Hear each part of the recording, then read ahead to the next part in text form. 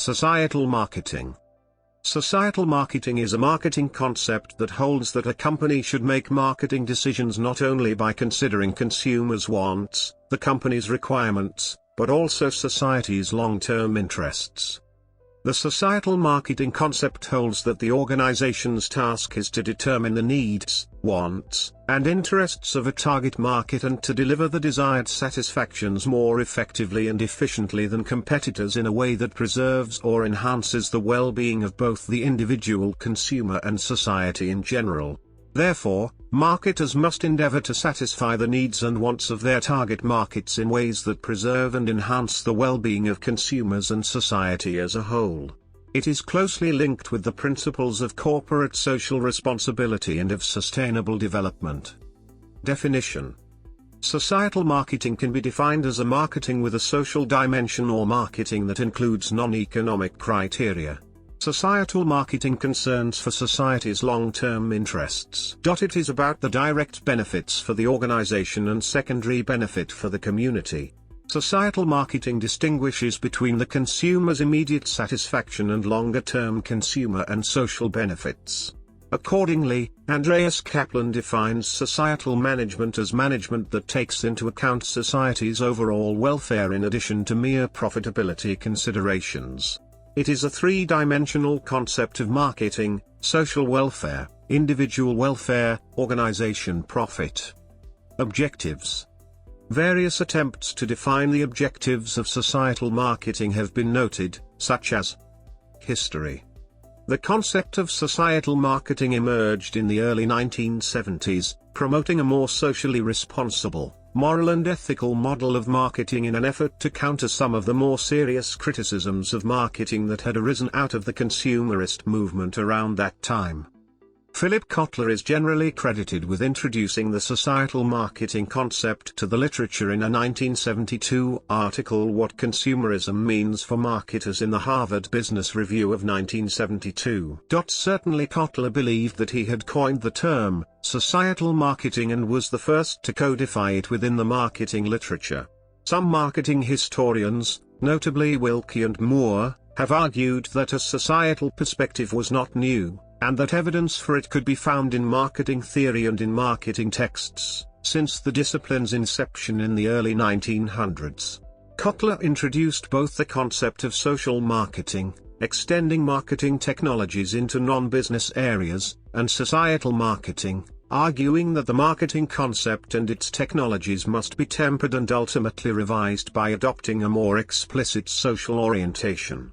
The novelty of Kotler's concept was the idea of long-run consumer welfare, emphasizing that the short-term desires might not support the consumer's long-term interests or be good for the society as a whole. The societal marketing concept adopts the position that marketers have a greater social responsibility than simply satisfying customers and providing them with superior value. Instead, marketing activities should strive to benefit society's overall well-being. Marketing organizations that have embraced the societal marketing concept typically identify key stakeholder groups including employees, customers, local communities, the wider public and government, and consider the impact of their activities on all stakeholders. They ensure that marketing activities do not damage the environment and are not hazardous to broader society. Societal marketing developed into sustainable marketing. Societal marketing requires businesses to include social, ethical and ecological considerations in product and market planning. Instruments. Kotler identified 4 categories of products, classified in terms of long-term benefits and immediate satisfaction. Kotler's concept of societal marketing suggested that for the well-being of society, deficient products should be eliminated from the market. Pleasing and salutary products should go through a product modification process to acquire desirable status, by incorporating missing short-term benefits into salutary products and long-term benefits into pleasing products, and the company's ultimate goal should be to develop desirable products. Rather than focusing on selling products, which can be good or bad for the consumers, companies should focus on consumer and society's well-being. Examples. Most companies recognize that socially responsible activities improve their image among customers, stockholders, the financial community, and other relevant publics. Ethical and socially responsible practices are simply good business, resulting not only in favorable image, but ultimately in increased sales. Societal marketing v. social marketing. Societal marketing should not be confused with social marketing. Societal marketing is a philosophy or mindset that informs marketing decisions, whereas social marketing is a distinct branch within the marketing discipline. Societal marketing is concerned with the consideration of the social and ethical aspects of marketing planning. Social marketing is concerned with facilitating social change. A key difference is that the greater social good is the principal consideration in social marketing, while social benefits are one of a number of considerations in societal marketing. On the other hand, social marketing is a sub-branch of marketing that began in 1971, with the publication of an article by Kotler and Zaltman, emphasizing a planned approach to achieving social change. It is primarily concerned with encouraging pro-social behaviors, for example recycling, sun safety, safe driving practices, and discouraging antisocial behaviors, for example littering, drink driving. It is defined as an adaptation of commercial marketing technologies to programs designed to influence the voluntary behavior of target audiences to improve their personal welfare and that of the society of which they are a part. Social marketing uses more traditional commercial techniques and strategies, focusing on persuasion, to achieve goals for the greater social good. Its campaigns can either encourage merit goods, as for example fundraising for not-for-profit organizations, or dissuade the use of demerit goods promoting society's well-being, as non-smoking campaigns, or promote the use of seat belts. Another characteristic of social marketing is that it is planned to influence individual behavior to improve well-being. It includes more than just advertising in traditional mass media, and may extend to educational programs and formal enforcement regimes in the case of road safety campaigns. It planned campaigns, implemented by governmental and non-governmental organizations. A clear example that differentiates societal from social marketing is a marketing campaign on non-smoking. A smoking cessation advertisement is an example of social marketing. But if the marketing strategies and techniques used in that campaign focus on increasing the well-being of society, that same campaign can be an example of societal marketing. The societal marketing concept was a forerunner of sustainable marketing in integrating issues of social responsibility into commercial marketing strategies. In contrast to that, social marketing uses commercial marketing theories, tools and techniques to influence social change. Social marketing applies a customer-orientated approach and uses the concepts and tools used by commercial marketers in pursuit of social goals like anti-smoking campaigns or fundraising for NGOs. Corporate social responsibility, CSR.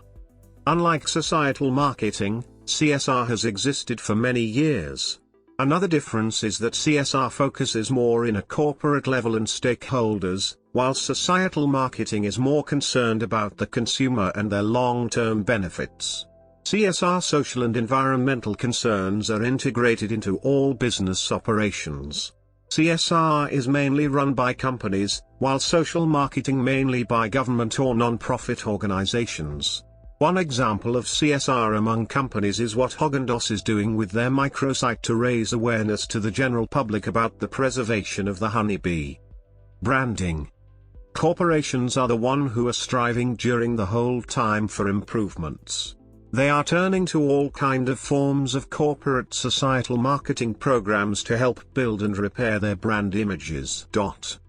Corporate social marketing, or SEM, usually refers to marketing efforts that have at least one social-related objective, such as charity founding, among its goals. Typical examples are releasing a certain percentage of the final sale product to a charity related to the product, or sponsoring events that encourage social well-being such as the Olympic Games. Corporate social marketing benefits a company in many ways, but its main goal is to improve the image the public has of the company. A company that appears committed to improving the lives of others, the environment or other worthy causes is seen in a better light than one who doesn't, and more business are hoping to benefit from that. So, it can be so, that SEM programs are becoming extremely popular because the leaders believe that it is a good business to be viewed as a socially responsible company. However, even though past research suggests that SEM may be effective in improving brand equity and increasing market share, there are limits to the effectiveness of these initiatives. An example of this is how corporate social initiatives adversely affected purchase intentions if consumers perceived that the company would forego product quality in order to be socially responsible. Depending on the nature of the SEM program, the intent of the corporation may not be as obvious to the consumers. This happens if the benefits to the corporation are not apparent or conflicts with what the consumer already believes about a specific firm or industry.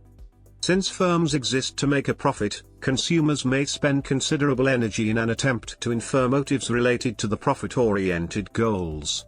As an example, a consumer may be suspicious of a tobacco company that undertakes a campaign to prevent underage smoking. If this is successful, the company would be affected and the cigarette sales will be lowered. So, in this situation, consumers' suspicions may lead them to infer motives that would actually protect the company's financial condition, as they are trying to improve their image to sell more cigarettes to adults. However, if a tobacco company undertook a SEM campaign that would sustain their business, consumers may be able to infer profit motives more easily and then have a more favorable attitude toward the partnership.